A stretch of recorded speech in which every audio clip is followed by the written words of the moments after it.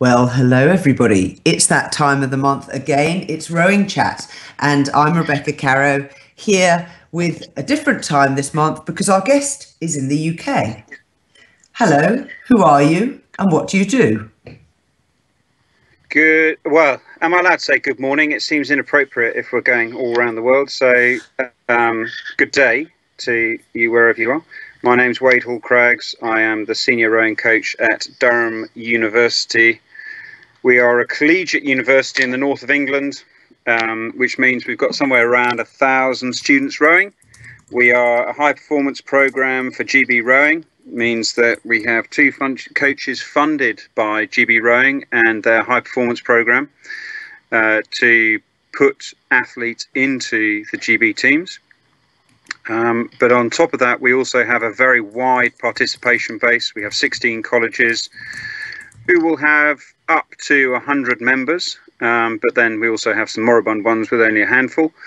So we have quite a wide range of rowing going on at Durham University. I think Rebecca asked me to do a little bit of a thumbnail sketch. Rowing's in the family, so oh golly, I don't know. I think I'm the fourth generation to row. Went through school rowing as soon as I could, having learnt to scull on a canal where you had to pull the blades in. So I spent most of my time swimming. This was a consistent feature of my career. I don't think I did a single year where I didn't fall in. School, yeah, had a bit of a clash with different coaches there, so ended up doing much more sculling because I could then train as much as I wanted to rather than being limited by their program. Continued sculling afterwards, went to university at Durham, ended up making the Great Britain team in a quad and went on from there, eventually made the Olympics as a single. Rebecca kindly remembered that I won the Wingfields, and my sort of parallel with my sculling career, coaching sort of developed. So I'd actually coached crews all the way from when I was at school, when I was at my club, Tideway Scullers, which Rebecca was keen to have a mention of, and then so made the transition across into coaching because we really struggled to find people who were prepared to coach sculling. I was particularly fortunate that I was able to work alongside Harry Mahon when he first came over to the country for a number of years, and also particularly fortunate that GB Rowing was prepared to give me some openings as well. That all finished in 2000 when I moved north to Durham. Wow, that's quite a career. You must enjoy it, and it's wonderful when you can hear about families who have been loyally into rowing for so long. My family doesn't even begin to compete with yours, since I was the first person to row since my great-grandfather rowed. But you're now at the heart of university rowing in Great Britain today. What would you describe as the state of university rowing? Enormously positive. I think it's really exciting. I think for me, despite the fact that we weren't one of the crews, I think the performance of the British universities at Henley Royal Regatta this year in winning both of the student events, so to give them the credit, Oxford Brookes winning the Temple and then Newcastle winning the Prince Albert, both of those were outstanding crews and a real credit to their clubs and their coaches. It's been a long-term project for Brookes to come back and win the Temple, and then I think looking at the Newcastle four, I think that was a really excellent unit and a credit to Angelo and his work that he's doing there.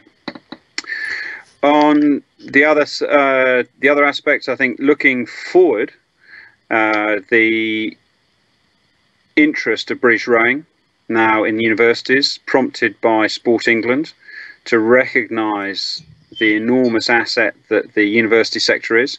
I think there's some quite innovative thinking going on now. May not come to fruition this year, but in future.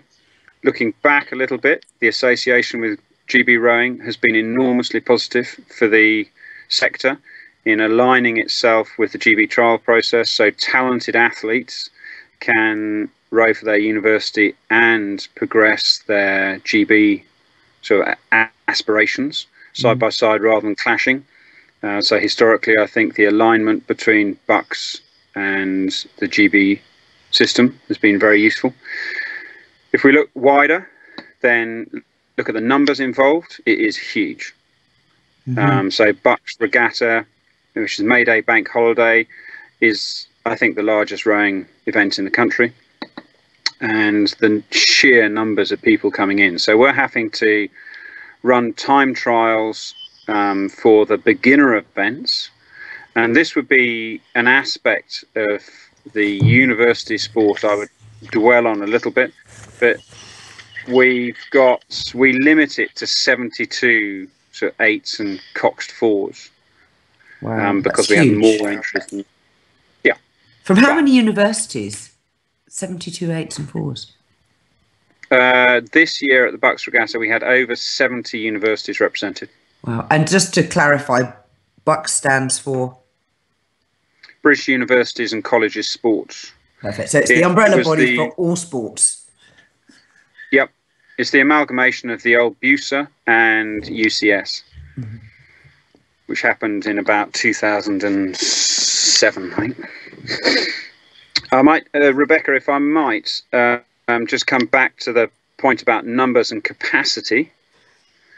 I see this as being one of the major areas for British rowing to look at. Well, for university rowing and British rowing to look at, in that we are overwhelmed at the start of every year with the number of people who want to row. But we don't actually have the infrastructure to cope with that many people. So the vast majority of fall-off or fallout from the sport is because we cannot, in the sector with the different clubs, handle the sheer number of people who would like to try rowing when they're at university.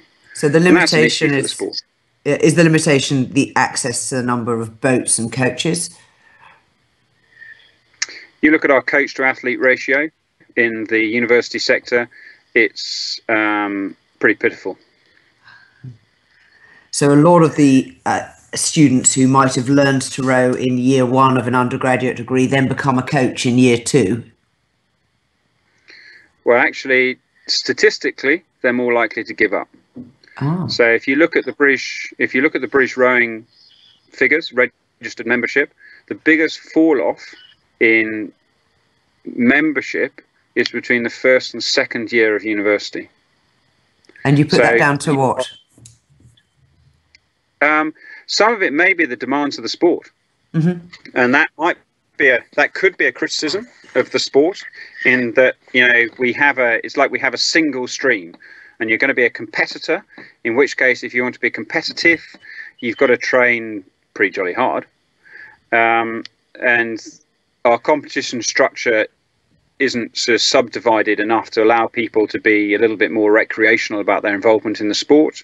And because of the demands of the top end competition, the resources of the clubs tend to be focused on that end. And we don't really have the capacity to cope with both.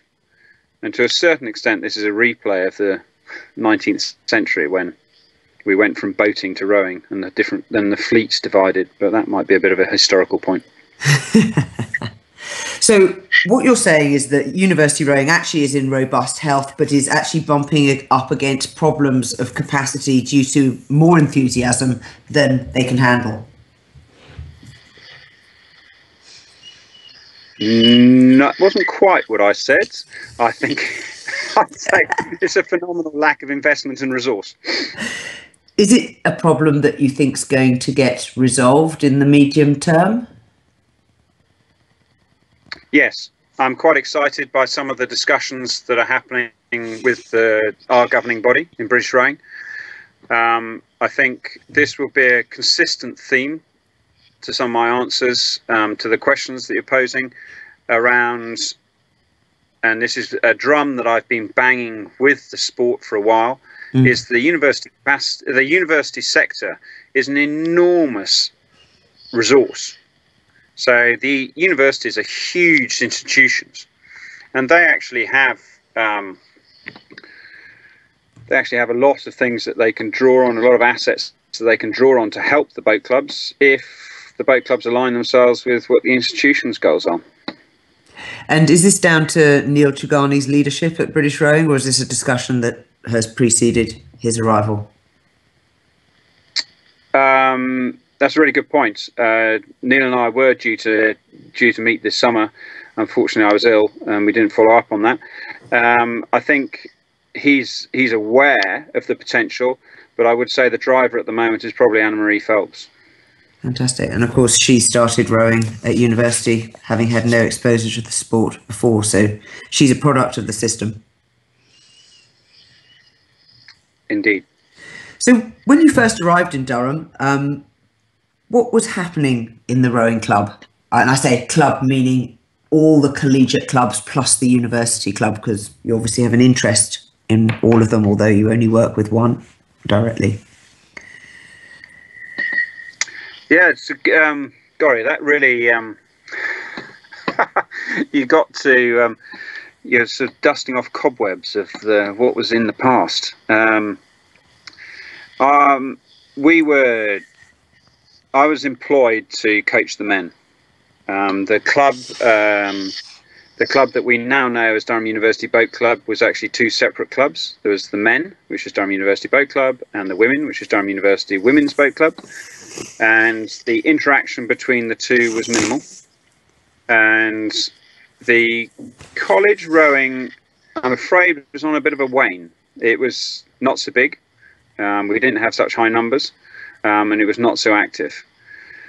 There were some quite serious splits within the men's club between people who had learnt to row through our fresher program and had come up on a diet of really quite hard training and being really good athletes, because that's why they were selected or chosen to try rowing. And the people who'd learnt to row at schools, who could do all the pretty bits, but the sweaty bits weren't quite so enticing. So it was quite a big culture clash. At the time, and I should address the women's club. The women's club, when we arrived, was down to about 2 members. They'd had some horrific accidents the previous year. The first 8 had gone over the weir at Henley in a flood, and we had some pretty serious repercussions as to how the sport was managed within the university to make sure it was conducted safely.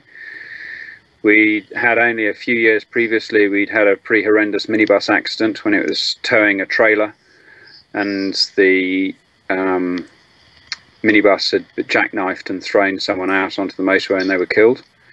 So the sport was in an interesting state where it needed to look as to how it governed itself. The men's club, however, I would say is one of our enormous strengths, and actually I think probably a strength of any university program, had been run by an enormously capable individual. So he'd been elected president. Within 3 weeks of being elected president, he was thrown out of the boathouse that we shared up in Newcastle. The trailer overturned and we lost most of our fleet of boats. And what was then our athletic union cancelled our grant. And an auspicious start, I'd say. Yeah, well, this was his year, not mine, thank goodness. And he's very interesting about it. He sort of sat down and said, well, I've got a choice. I can either deal with it or fold. And he said, I'm going to deal with it. And he absolutely turned the club around. So from the men's side, we had they had 2 crews that made the semi-finals at Henley that year, and he had motivated and led the club enormously successfully. So one had quite an interesting cross section to deal with across the board. There was no coaches in place at the time. There were volunteers who came up on an occasional basis, so it was very much student led. But because of the quality of the leadership at the top of that club, there was something really vibrant going on. And was that the attraction for you, apart from your obvious loyalty to where you had rowed? No, I had no idea of any of that before I started. Interesting. So now, what happens to a new athlete when they join the club? Good question. Depends a little bit on whether they've rowed before or not. So if they have not rowed before, they would join what is known as our freshers squad.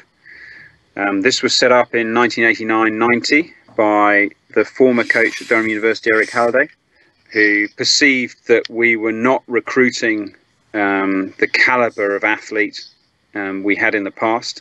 So he set about establishing a squad that would teach capable athletes to row. So currently that is our freshers program. We have 2 sabbatical students who coach that. Mm-hmm. And this year that's Camilla Hadland and Sam Tuck. They will have had leaflets in their starter packs at the university, and so hopefully their appetite will have been whetted to try the sport of rowing when they arrive. They will then sign up for the club at their different freshers fair. We now run, because of the investment in our facilities with our tank, we now run a learn to row program for the whole university, and we'll probably put about 500 odd students through a learn to row program in the first 3 weeks of the year, which will be run by Sam and Camilla this year, and they will be taught the basics of rowing. We've just invested in some learn to row boats, and so we'll look to try and make that transition onto the water a little bit more as well, not just land based, and so that will be their first taste. And then towards the end of that period, we'll probably do some physical assessment on them and see who are the most capable athletes and invite them to see if they want to join the fast track, which is our fresher squad, to learn to row. Wow. The track record of that squad is pretty good. So I can't remember a single year where we haven't had someone in the first 8 who's learned to row at the university. And then they go on to great things as well. So currently at the World Championships, we have 2 athletes who learnt to row at Durham University, one in the women's quad, one as a spare for the men's team, Phil Congdon and Lucinda Goodrum. So both of those athletes actually learnt to row at Durham University. And we've had Olympians, so we had Steve Rowbotham, who got an Olympic medal, Emily Taylor is at 2012, both learnt to row at Durham University and went on to represent GB. That's a fabulous track record.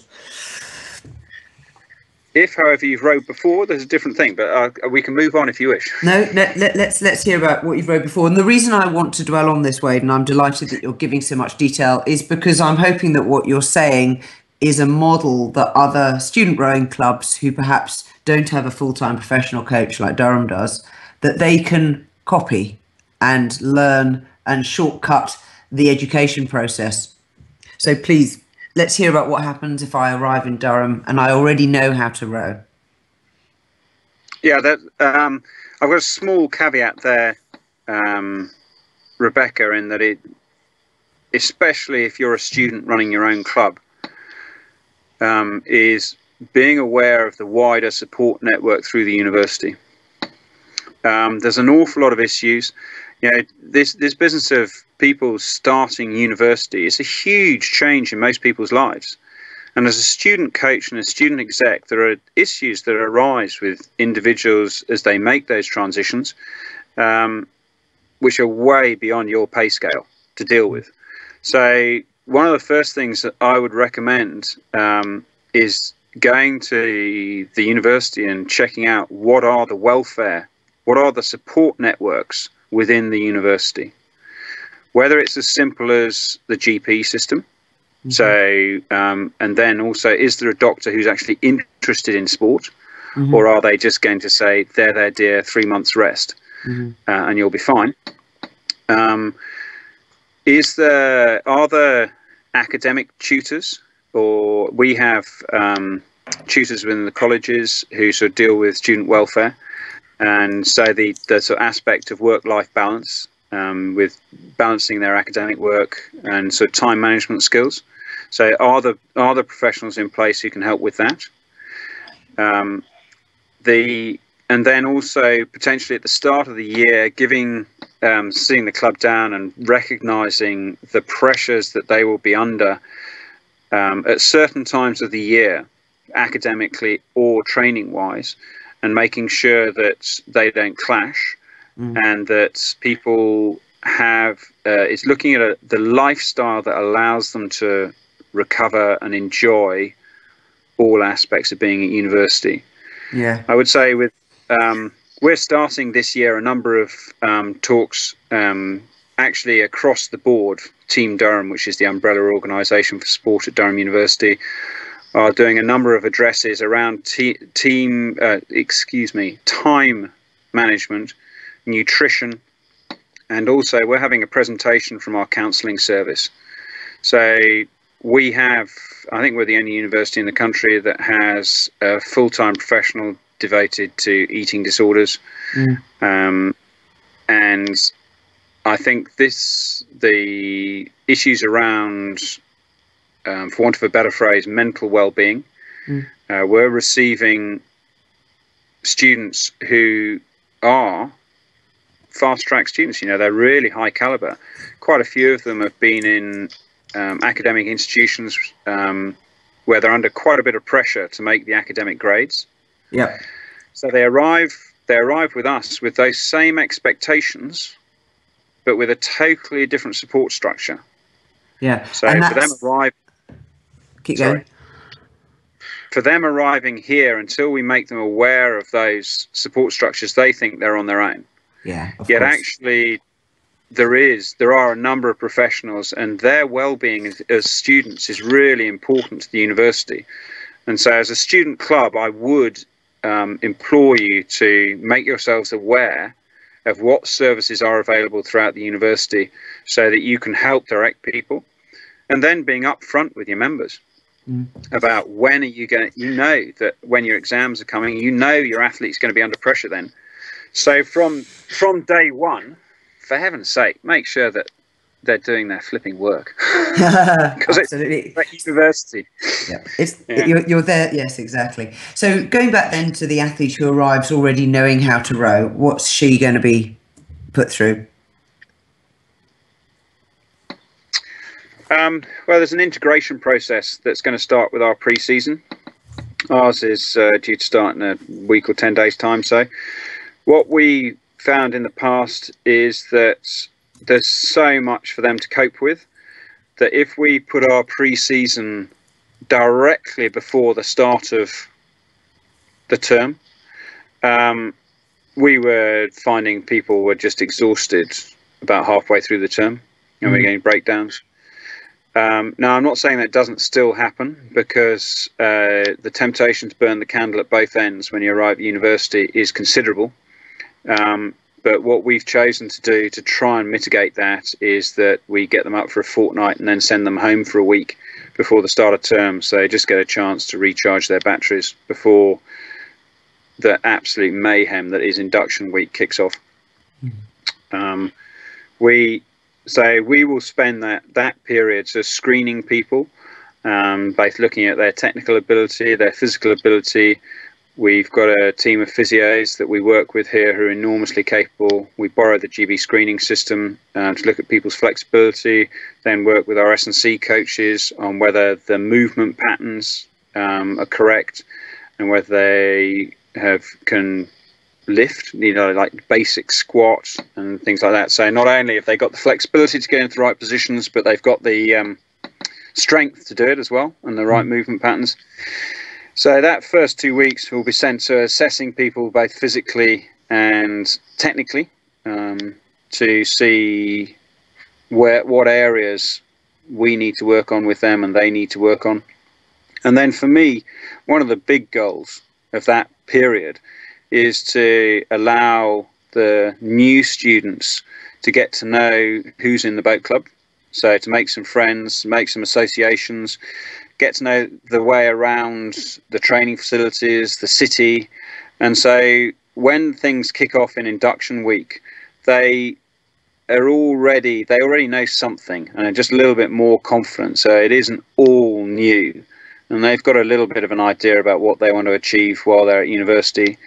Because when the freshers fairs kick off, and you bear in mind that for us with the collegiate university, they've got the university-wide freshers fairs, you've got the college freshers fair, they're pulled in every direction by every society, and we're hoping that by the time they finish pre-season, they've got a reasonable idea about what they want to do. That's great. So it sounds like you have a good structure of identifying people before they show up at university who can row, and then obviously encouraging others to join. Moving on to a question we've had from Paul from Camas, which is obviously a club not far from you. He asks, do you think ergo training has an adverse effect on technique in the boat?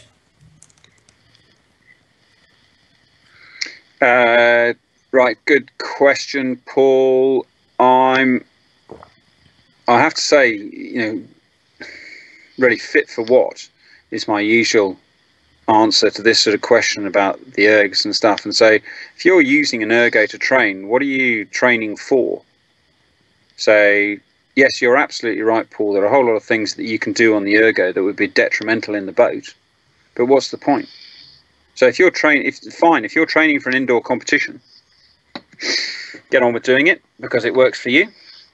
But if you're training to go fast in a boat, why bother?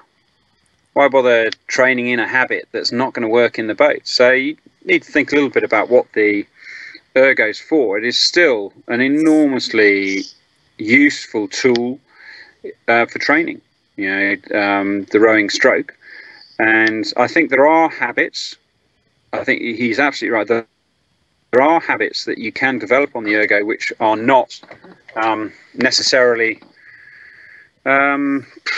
productive in the boat, and it's up to your coaches to make you aware of that. Yeah, that's a good point.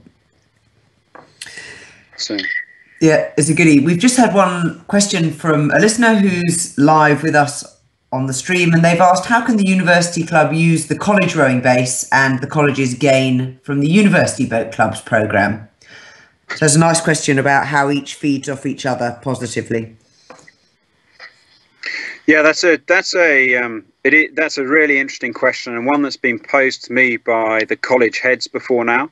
So I've had a college principal come to me and say, well, what is the advantage to our college of somebody rowing for the university? And that's a really tough one for the college itself. If it's only focused on its own college club and the success of its own college club. If, however, it can celebrate the success of an individual student realizing their full potential, then there's a great deal for them to gain. So it's saying, if you come to this college, and you are talented, then you can realize your full potential and get as far as you can. We are looking at ways of crediting our colleges more. And so we release them to go back to race for their colleges for certain races so that they get an advantage. There's intercollegiate competitions that they can get ranked for. So we're looking at making sure we release our athletes for some of those competitions. Overall, though, I go back to where I started with the state of rowing when we arrived. And the status of the sport within the university suffered because we weren't getting the headline results. And as individual athletes have performed better and the University Boat Club has performed better, so the profile of the sport within the university has risen. And it's been much easier for the college boat clubs to attract people to the sport because of its profile within the university. That's so great. It's not a direct link, but there is and it's not a specific bonus to a specific club, but across the board, there is a considerable advantage to rowing being seen as a successful sport within the university. That's great. Do you think if whoever's put that question wants to come back on that, that's not a satisfactory answer. I'm quite happy to expand on that one. Fantastic. And in fact, if anybody is interested in a private question to Wade afterwards, we can put you in touch. Moving on to being a coach. starting with someone who's never rowed before, what do you teach first with a crew? Is it power or technique? Yes, I saw this one. It was I thought, yes, it was an interesting question. I'd have to say I don't really see the difference. I don't really see it being a mutually exclusive thing that's either power or technique. I think it, and this may be as a revealing for me that I'm a bit more of a subjective rather than objective coach, and so I will go with what I'm presented with. So if I've got an athlete who wants to work, well, then I can work on the technique, and at the end of the day, the technique is about being able to sustain the power output. And so technique is what enables you to endure. So the technique is, I don't see it being separated from the power. But if you don't put any power into the boat, it's not going to go anywhere. So all the technique in the world is not going to help you. And at the end of the day, you're trying to move the boat as fast as possible. So yeah, it's an interesting one. I don't see it as a black and white, really. Excellent. Now we've got a question from the US from Elizabeth, who rows for the Pittsford crew. She asks, what do you look for in rowers when you're seating a boat, stroke, stern pair through to bow? And I think she means an 8. Yes, Elizabeth put me on the spot with this one, because that's another one, rather like the last question, that I'm a little bit reactionary. So I feel you can look for certain characteristics in certain seats, and there are sort of traditional guides to that. There's a very interesting chapter by Mike Tatey in Rowing Faster about seating, and I'll come back to that about sort of he talks about getting your sort of game changers or your gear changers in the stern, and that's definitely been an aspect that I've taken, is that I've got an individual who's enormously strong, and if I'm going to get the most out of them, they need to be setting the rhythm. So one's ended up with a sort of rear wheel drive crew where the strongest athlete ends up in the stroke seat, because in certain cases they're not as experienced as some other people in the crew. So if I'm going to get the most out of that athlete, they need to be setting the tune. I don't know if any of you can remember someone like Bjorn Eltang as a sculler, but he came back doing a double with another person who was not as experienced. He ended up sitting at the bow rather than stroke. And again, so he could set the boat up to get the most out of that athlete, and he saw it again with Zvoller and Renks as a Dutch double. So that's one aspect of your seating plan, is looking at where you seat people. Admittedly, for me, those tend to be with 4s and doubles, the 2 examples I stated. If we were going to look at an 8, then you're blending your crew to get the most out of everybody. And so you'll have some guiding principles like the engine room, the rhythm, and then the sort of skill, going at each end. However, if you look at Tatey, his advice, he reckons the rhythm can be in the middle of the boat, and you, as you say, you put your gear changes. It depends a little bit how you choose to race your crew. So if you're talking about somewhere where the rhythm, so if you looked at, say, Cambridge's approach to some of their successful crews in the 90s, they were really keen. They had a rhythm merchant there, and the strokes job was just to worry about rhythm. And he just had to focus on the rhythm. And then he got to a certain stage in the race where it was his job to lift the crew. Well, that works as long as they got the physical strength to do it. But so there are different ways you can approach it. So Tatey would say the rhythm person needs to be in the middle. But there you had the Cambridge saying that the stern pair needs to set that up, and then they need to drive the crew at a key moment in the race. So I'm afraid, Elizabeth, I'm hedging my bets. I would say that because of the mix of individuals that we've tended to have in our crews, I've ended up doing mucking around with quite a lot of frig rigs, So putting two people in tandem on one side, and I think that I ended up with 3 tandems one year, which sounds ridiculous. I think it probably was. However, that was where I was. You know, I had 3 people who were a bit rough, nice and strong, but a bit rough. And so I teamed them up with people who are a bit smoother. And that worked really well at the head. So we got the highest position it was like the second highest position we'd ever had at the head. So that did get the best out of the crew. But subsequently, we went on training camp and raced over 1,000 meters on a buoyed course. And something I just hadn't even realized as we went off the start, the crew just could not go straight. Absolutely hopeless. So I got myself well, actually, no, it's really embarrassing. I then looked at it and realized that by having all these tandems, I'd ended up with only one person on one side in the bow 4, and trying to hold another 3 straight. It was absolutely hopeless. So whilst it worked over a head course, when we were trying to go straight in a race, this poor lad, he was a lightweight as well. He was lonely on bow side trying to hold these 3 socking great blokes on stroke side straight, and it couldn't work. So, well, there you go. Frank talking from a man who's tried it and failed. Yeah, maybe we'll have to admit to Elizabeth I don't have all the answers. That's a goodie. But you've tried them and tested them, and I think that is a big lesson for coaches, is to experiment and try and work things out for yourself. Now we've got a message from our sponsor. This month, RowingChat is supported by Burnham Boat Bags, the best bags for rowing boats.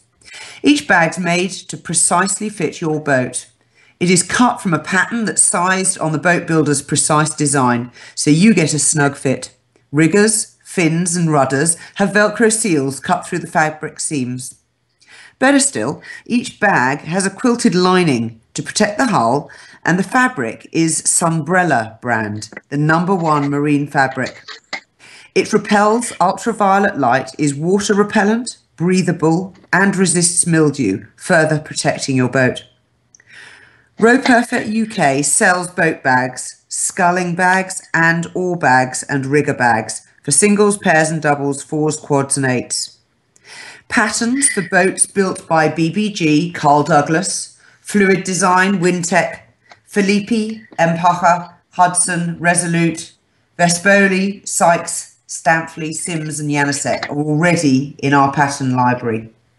If your boat's made by another builder, it's a simple job to measure it, and we will cut a precise pattern just for you. Row Perfect UK's team can send you a measurement template for your boat. Each bag can be made in a choice of 12 colours with your name or initials embroidered onto it, and a boat manufacturer's logo panel as well. Protect your precious investment while it's being transported, while it's on the rack, or it's left outside in the weather. Buy a Burnham boat bag from Row Perfect UK. Now, back with Wade hall-craggs, we've got a question about your own rowing career. You obviously rowed as a schoolboy and as a senior athlete, and you're also one of the British Olympians. You've had great coaches in your career. Which do you admire the most?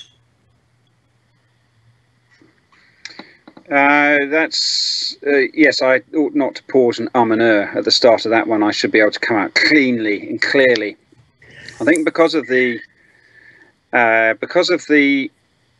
nature of my career, which is perhaps typical of me to make it individual, but there we go, or specific to myself, I'd have to say the boat.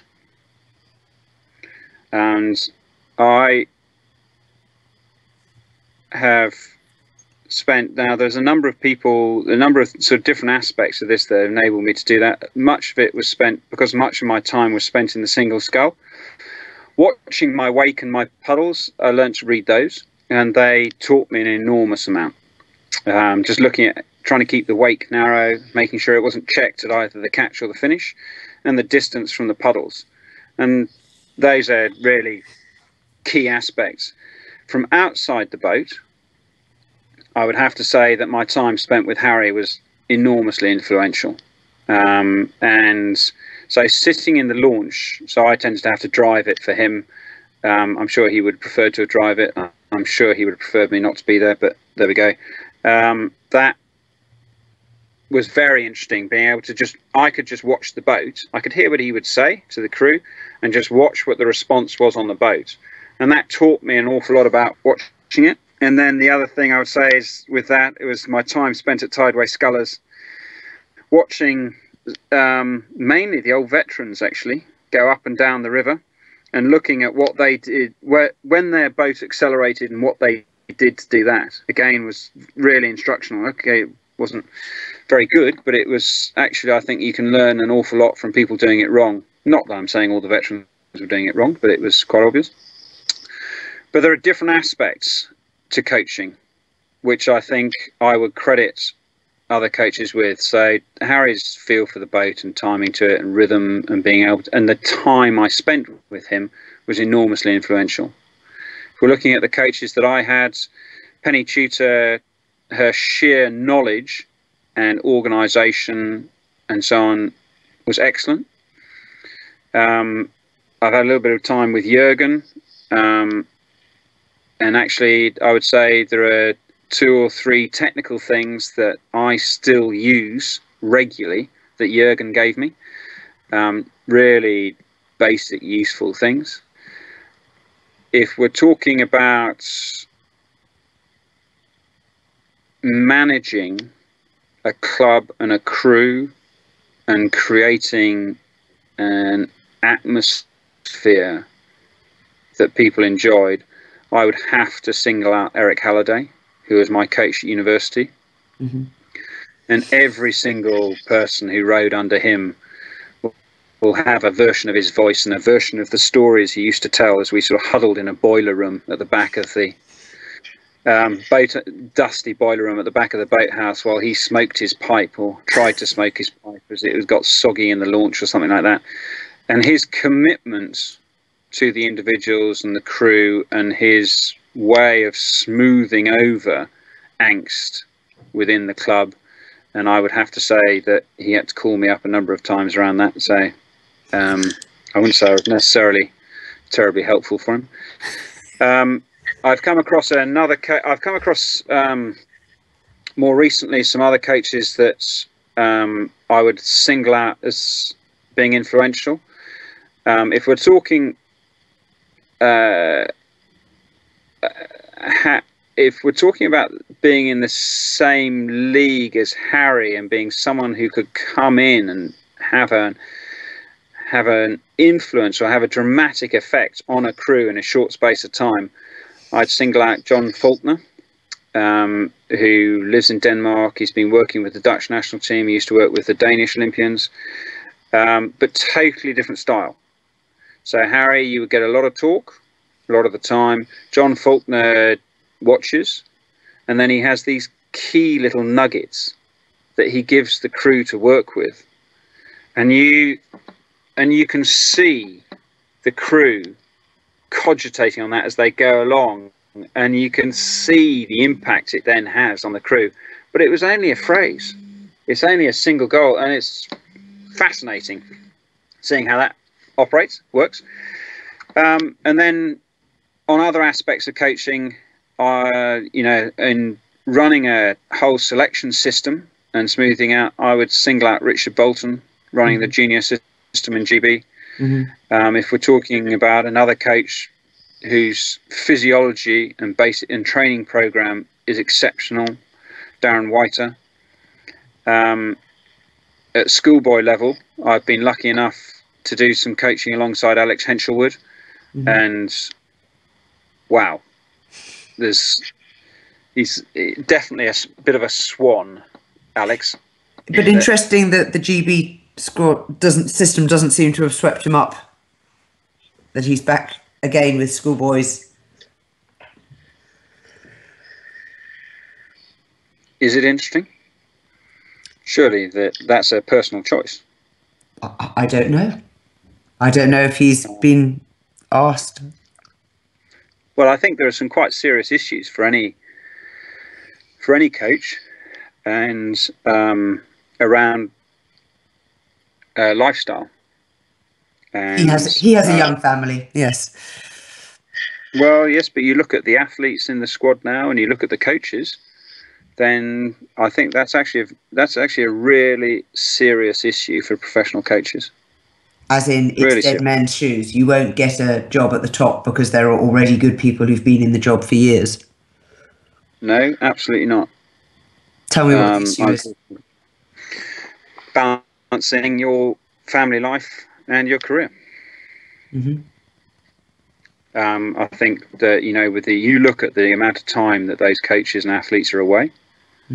It is now a sort of full-time job, and the hours and stuff like that that's really tough. So I think there's and excuse me if this seems too sexist, but actually, if you look at the coaching team, it's mainly male. There's an awful lot of wives and girlfriends and partners out there who are pretty heroic behind the scenes, because they're left to very much look after the baby while everyone swans off around the world.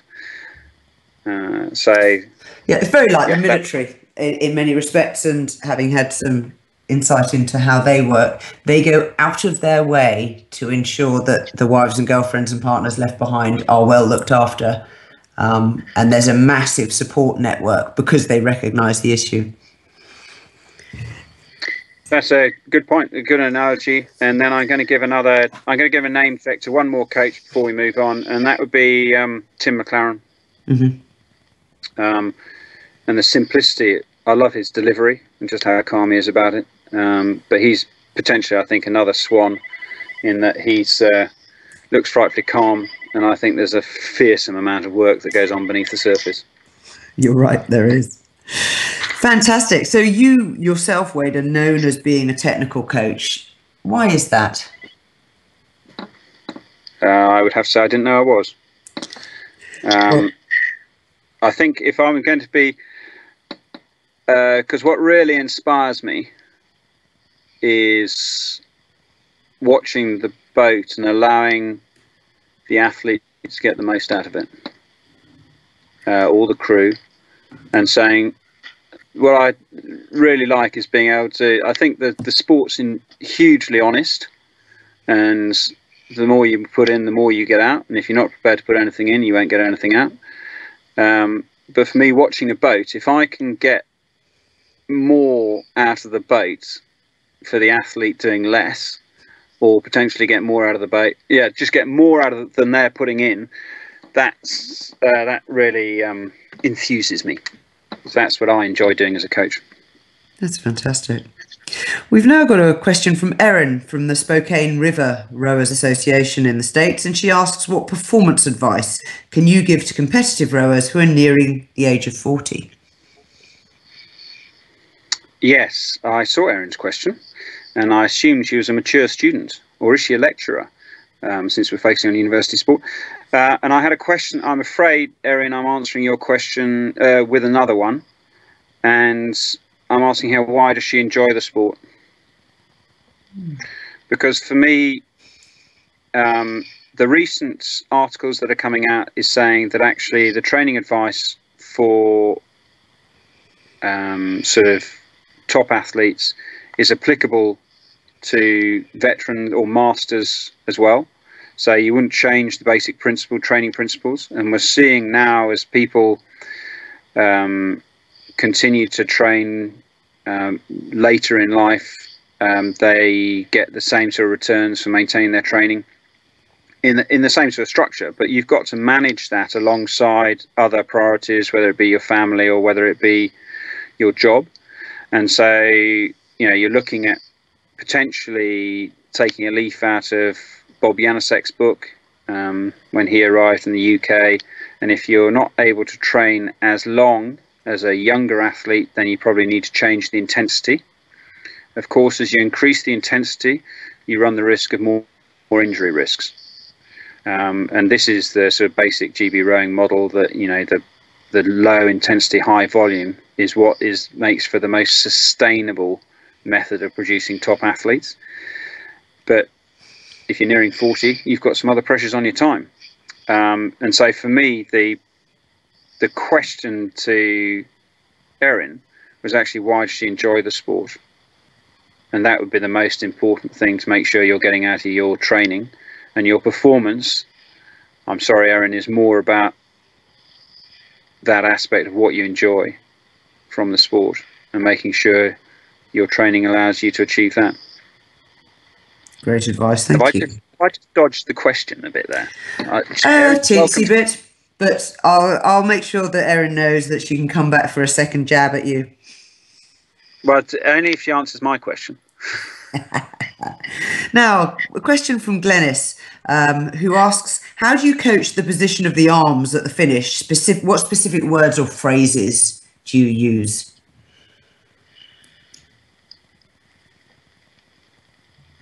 Well, we've just finished our sculling camp up here at Durham University. We run those in the summer, first 2 weeks of August. And I spent quite a lot of time coaching the finish. And so for Glennis side, positionally, I'd start with how you're sitting and just making sure your pelvis, you can support yourself and you haven't let your pelvis drop back and say you've just collapsed on the seat. And so starting from there, and the reason this is so important for your arm position that she's directly asking is if you've lost all control of your pelvis and that's collapsed, you have to hold yourself up on the handles. So that is your support. So if you don't support yourself and your own posture around the back, you're having to hold yourself up on the handles. And if you're doing that, you're no longer moving the boat past the blade, but then holding yourself up on the blade. So first phrase is just thinking about, are you moving the boat past the blade all the way to the release? So you can check that by making sure your puddles are round and not commas. So do your blades come out of the center of the puddle? And this is good relevance to the length of your stroke. And so if you're having to add length behind your seat at the end, you probably missed length earlier on in the stroke. If we're going to talk specifically about the arms, if I had you sitting on the erg, I'd just hold the handle and tell you to pull. And if I can pull your handle, then you probably need to change your position. I'd ask you to keep your wrists and forearms above the handle, and also get you to think about squeezing your shoulder blades together, and then making sure that your forearm is perpendicular to the loom of your blade. So, and that works for sweep and sculling. Oh no, that's good. No, that's a good point. That's principally sculling, which is what I've been working on just recently. Again, with the rowing, it would be the same with the outside arm, and probably with the inside, ideally, it would stay at a right angle, yeah, and the wrist stay flat. Very nice and clear, and I like the reference to the height relative to the handle. One last question from me, Wade, which is, what advice can you give to other coaches who are working with university crews? We've touched on this a little bit in response to the question we got through earlier. My big one, especially you've got a couple of weeks to go before your term start or your year starts, your season starts. And my big one would be plan. It's just look at what you've got control over through the whole year and plan for that. You know, look at we talked earlier about your crisis moments when the academics are going to be on, or when you're preparing for big events, and making sure you've planned to allow that to happen smoothly. So, you know, making sure you've done the training, you've got the training load out the way before you hit exams, and looking at how you can maintain your momentum through that period, and making sure you, excuse me, you make your athletes and your club aware of what that plan is. And so they know, for instance, they've got to, you know, that period, they've got to have their work done by then, because you're going to keep going with the training and stuff and getting that balance right. My second point there was to engage the institution. Actually, you know, we talked earlier about some of the welfare issues for students, and going to the institution and finding out what support networks are in place, but also, you know, looking at what are the institution's goals. You know, what do they use sport? What do they gain from sport? Are they using that as part of the all-round student experience? In which case, what are they hoping to achieve? You know, are they particularly impressed by Bucks points? Are they particularly impressed by students realising their potential? Are they impressed by students volunteering? Because you have to bear in mind that every single person who's elected to run a club is a volunteer, and many of your coaches are. And making sure that rowing tells its story well and hits those buttons that the institution recognises as important to it. And then my third one was engaging your alumni. Really, really powerful. The alumni, of course, though, as we know, is a long game. You can't rock up and expect to suddenly fund a massive change in your programme in 1 year. Rebecca, thank you for reminding me that. We did touch on that earlier when we were talking, and I think that's okay. So if I was going to put a caveat on that, it's being realistic about how much you can achieve in just 1 year, and then potentially creating a plan that the timescales are realistic.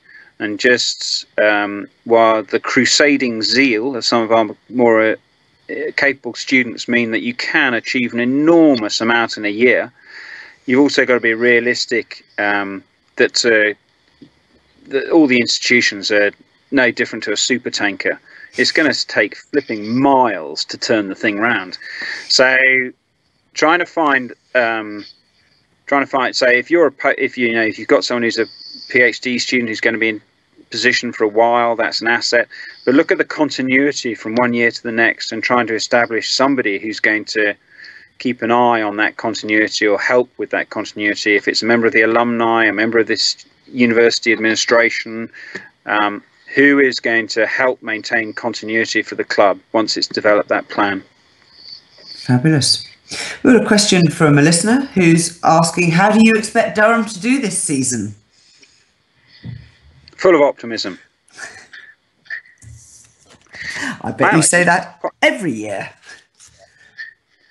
Well, no, I must have taken my happy pills this morning or something then. Not necessarily. I think we've had a big turnaround on the women's side with Cameron Kennedy, our female coach, and we're excited about what he can achieve. Don on the men's side laid some really sound foundations last year, so we're quite excited about what he can achieve. And on the fresher side, Sam and Camilla coming on board, two really enthusiastic students with a good track record and experience behind them. So looking forward rather than back, we're excited. Excellent. And of course, you're beginning to reap the benefit of that careful plan and long-term view. Wade, you very kindly donated a prize to our newsletter readers. The Row Perfect UK newsletter has a large number of subscribers from around the world, and each month we do a random draw using a bit of software. It's not rigged, I promise. And this month you're donating what to that prize? We've got a range of t-shirts from our holiday camps, and they come in a number of sizes. So whoever the successful winner is needs to let me know what size they want and then what colour. So we have them in green, red, pale blue, yellow, pale pink, dark blue, and I believe there's even one or two purple ones, but not sure about that. So let me know. Fabulous. Lucky I've quickly they've got written a big D on one.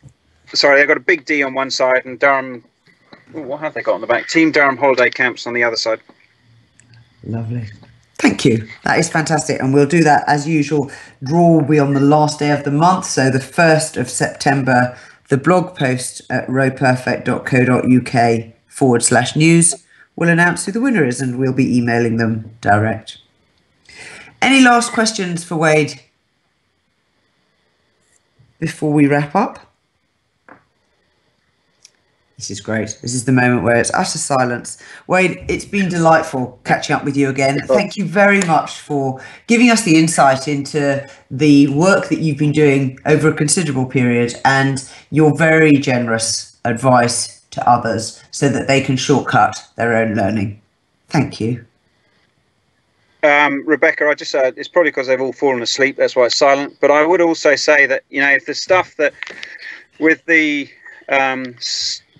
sport management group at Bucks, if there are student-run clubs out there that want some advice or help, then they should feel free to contact us, and I will direct them, depending on who might have the expertise that they need most, to help them develop their clubs. I see that as a, you know, if that's something that we can do, they're welcome to get in touch.